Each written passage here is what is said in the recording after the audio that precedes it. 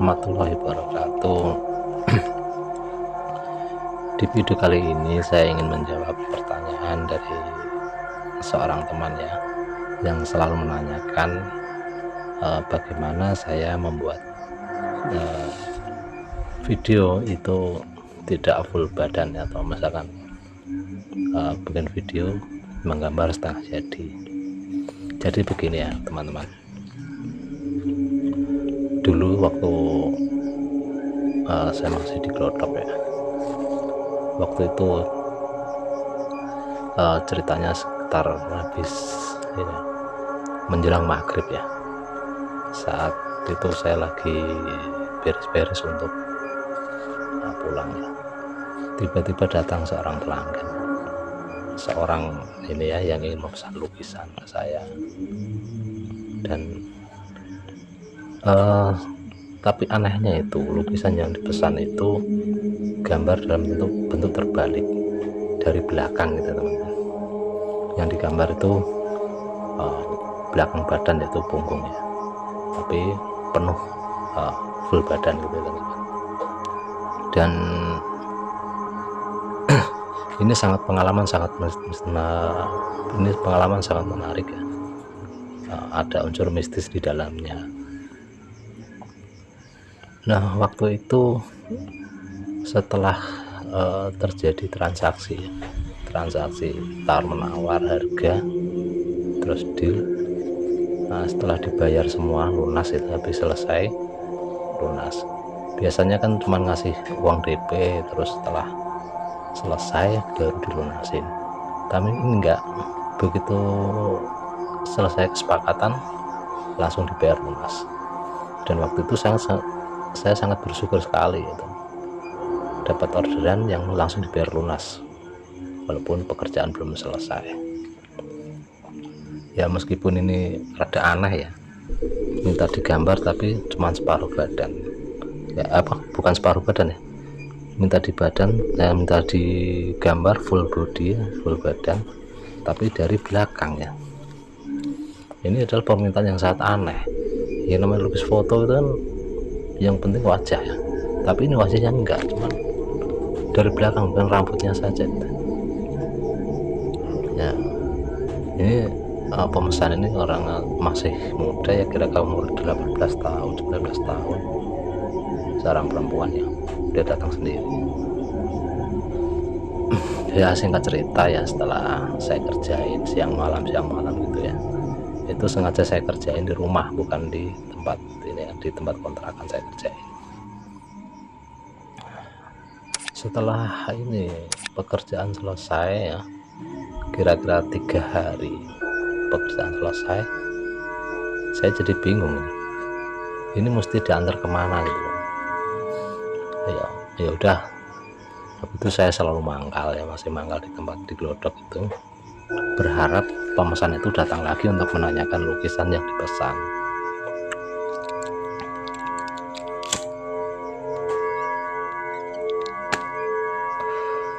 Setelah ditunggu lama ya, hampir semingguan, baru ini dia datang ya. Dia datang tapi bukan untuk mengambil lukisan gitu ya, dia cuma nanya-nanya. Terus saya bilang lukisan udah selesai gitu kan. Dia senang banget ya, senang banget lukisan udah selesai. Habis itu dia minta tolong lukisan udah dianterin.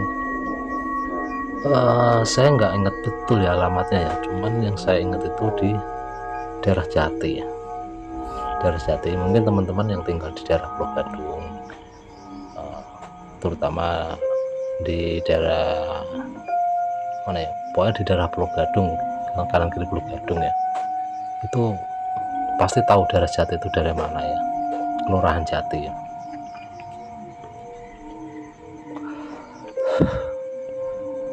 Terutama teman saya yang saat ini masih domisili di sana ya, di Kayu Mas Raya, itu pasti tahu lah, itu daerah Kelurahan Jati, itu pasti tahu.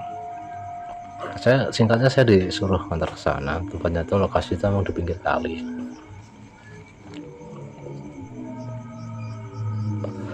Tapi karena masih ada kesibukan, jadi nggak saya langsung antar ke sana. ya saya ngatur jadwal saja, kapan saya longgar baru saya bisa antar. Dan singkat cerita, 3 hari setelah orang itu datang menemui saya di Dodot, saya ada waktu, saya antar ke sana, ke tempat alamat yang dikasih dia. Lumayan ini juga ya, lumayan susah juga nyari alamat itu ya. Karena nomor rumah yang tertera itu udah nggak ada. Saya tanya ke sana nggak ada. Terus ada satu orang ya, namanya kalau nggak salah Rizal gitu ya, dia ngaku ya, dia itu tukang jual koran, dan dia kebetulan tinggal di Jati dari kecil, dan dia sempat tahu nomor rumah itu. Saya dikasih tahu rumah itu, ya emang ternyata nomor rumahnya udah nggak ada. Dan di rumah itu saya ketemu seorang laki-laki tua ya, mungkin sekitaran umuran 40 ke atas, 45-an lah. Nah, laki-laki tua itu setelah saya permisi ya, assalamualaikum, disuruh masuk. Terus saya menyampaikan apa yang jadi tujuan saya di sana. Dan ternyata laki-laki itu menangis setelah tahu tujuan saya, menangis. Terus saya kasih lukisan itu, dia tambah nangis kan gitu, tambah nangis. Terus saya bingung kan, kenapa dia nangis. Setelah dia reda dari guncangan jiwa ya, saya katakan terus sebuah guncangan ya. Setelah dia reda, dia bisa berpikir lagi. Terus dia itu cerita sama saya bahwa orang yang mesen lukisan itu atas nama itu adalah kakaknya dia, kakak kandungnya dia. Saya sangat kaget waktu itu. Nggak mungkin, orangnya masih muda, umurnya paling belasan tahun, masih 18-19 tahun, tapi punya adik setua ini kan nggak mungkin lah. Saya nggak percaya, tapi saya nggak menunjukkan bahwa saya nggak percaya. Saya tanya-tanya kan, suaranya kemana atau gimana gitu. Nah, di situ dia cerita bahwa kakaknya dia itu udah meninggal lama sekali ya, mungkin udah puluhan tahun meninggal lah. Yang saya heran, orang meninggal kok masih bisa datang ke saya memesan lukisan kan. Saya nggak percaya, tapi orang itu berusaha meyakinkan saya bahwa itu emang kakaknya udah meninggal. Memang kakaknya itu meninggal waktu usia masih muda ya, 20 tahun lah katanya. Setelah melahirkan anaknya yang pertama, anak satu-satunya, dan anaknya itu perempuan. Terus sama dia itu, karena anaknya itu tinggal di Bekasi ya, dia telepon ke anaknya dari perempuan yang katanya mesen lukisan saya itu, yang katanya kakaknya dia itu, ditelepon. Terus disuruh datang ke rumah. Saya disuruh nunggu kan, saya nunggu ya, saya terpaksa nginep ya. Waktu itu saya nginep, tapi saya bukan nginep di rumah itu, tapi nginep di rumah teman saya yang di Pulau Gadung, nginep di rumah Mas Agus ya, Pulau Gadung. Nah, besoknya saya datang lagi ke alamat itu. Terus saya ketemu sama anaknya itu. Saya sangat kaget, soalnya mirip sekali dengan orang yang mesen lukisan saya itu. Saya sempat berpikir bahwa dialah yang mesen lukisan ke saya. Tapi setelah kita ngomong, logat bicaranya beda. suaranya pun ada perbedaan. Saya jadi penasaran, terus saya korek-korek keterangan, ya kita ngobrol dia banyak cerita tentang kakaknya itu ya, atau ibunya si anak itu, banyak cerita. Terus akhirnya setengah antara percaya dan tidak ya, saya itu masih ada keraguan lah, intinya sangat ragu sekali, masa iya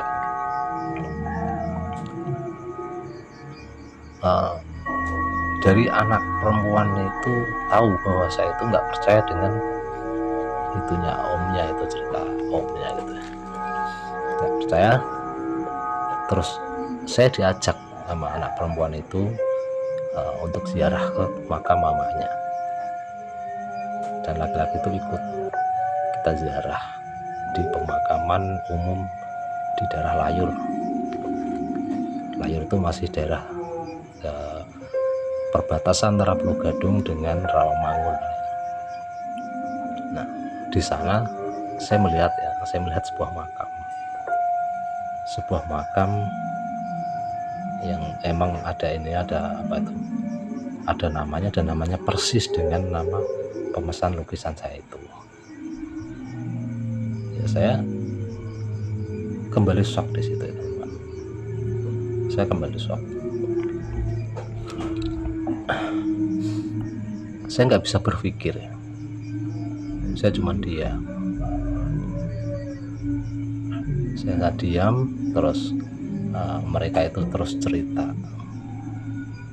Saya cerita banyak hal tentang perempuan yang minta dilukis itu dalam keadaan terbalik, dalam keadaan yang dilukis punggungnya itu. Saya juga berpikir seperti ini. Ternyata yang saya lukis itu seorang nenek. Ya, ibaratnya udah jadi seorang nenek kalau seandainya masih hidup. Sudah sangat tua sekali.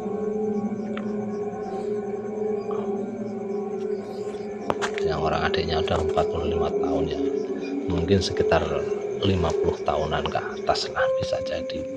Karena emang adiknya itu cerita bahwa kakaknya itu meninggal dalam usia 20 tahun, dan dia sendiri masih kecil gitu ya. Dan anak perempuan yang datang dari Bekasi ya, yang katanya anaknya pemesan lukisan saya itu saat itu umurnya udah 35-an ya. Tapi emang bener-bener mirip dengan orang yang minta dilukis itu. Habis itu sama si anak itu lukisan saya diterima, katanya mau dibawa pulang ke Bekasi, terus minta nomor HP ke saya. Waktu itu belum ada WA itu.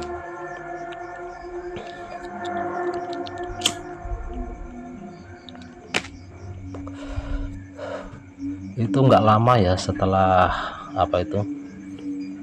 ya mungkin sekitar 4-5 hari itu ada telepon masuk ke saya. Terus saya angkat, ternyata dari anak perempuan itu yang katanya ngundang saya untuk datang ke Kejati, bukan ke Bekasi tapi Kejati. Intinya saya harus datang kan. Ya saya sempatin datang habis maghrib, saya berangkat dari Glodok ya. Setelah saya selesai beres-beres, saya langsung meluncur ke sana, Kejati, naik ke metro Maesari Bakti 905 waktu itu ya, Pulau Gadung kota. Saya naiknya dari Mangga 2.